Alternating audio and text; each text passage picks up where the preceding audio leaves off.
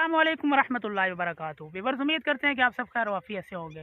Viewers, एक समोसा बेचने वाले की दो बच्चियाँ सीएसएस करने के बाद 17वें ग्रेड की ऑफिसर बन गई हैं। इसका बैकग्राउंड क्या है, इसकी डिटेल क्या है, वो कैसे बनी है, कौन सा उनको ओहदा मिला है, तो ये सारी डिटेल आज की वीडियो में आपको मिलने वाली है। व्यूअर्स, ये सिंध की बात है। सिंध में एक समोसा बेचने वाला शख्स है। वो समोसा बेचता है और अपनी बेटियों को तालीम देता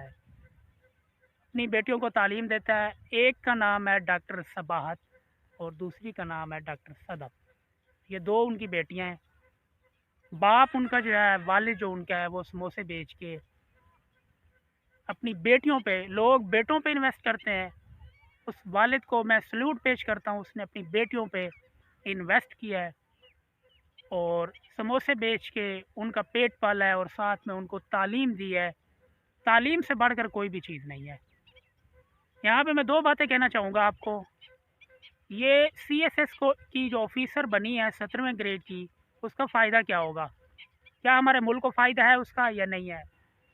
पहली बात तो ये, हमारे मुल्क को बहुत फ़ायदा है। कैसे फ़ायदा है?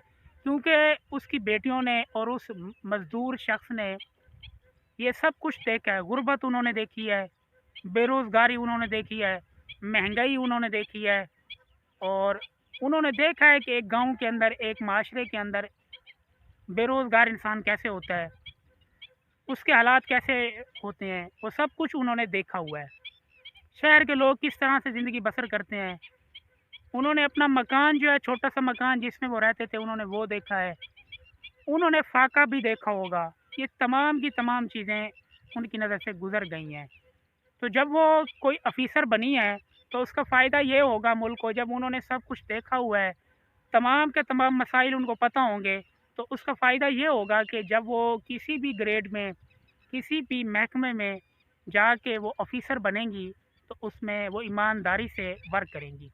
जब वो ईमानदारी से वर्क करेंगी तो उसका फ़ायदा मुल्क को भी होगा और हमारी कौम को भी होगा और हमारे माशरे को भी होगा। जिससे ये आजकल क्या होता है, तमाम के तमाम करप्शन हो रही है, बहुत सारी चीज़ें हो रही हैं, वो उससे छुटकारा मिलेगा।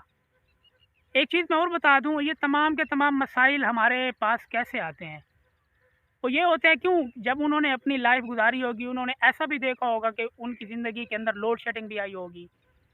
और जो बड़े बड़े अमीर होते हैं, उन्होंने कभी ज़िंदगी के अंदर पंखा भी बंद नहीं किया होता।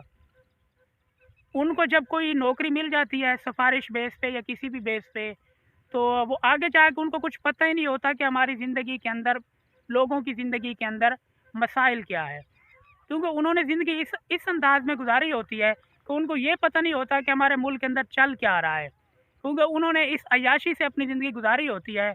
वो सिर्फ़ और सिर्फ उनको पता होता है, जब इलेक्शन के डेज़ में वो वर्क करने के लिए बाहर निकलते हैं, तब उनको आवाम का पता चलता है कि आवाम किस अंदाज में अपनी ज़िंदगी गुजार रही है और किस गुर्बत की लकीर से नीचे वो अपनी ज़िंदगी बसर कर रही है। उनको तब पता चलता है।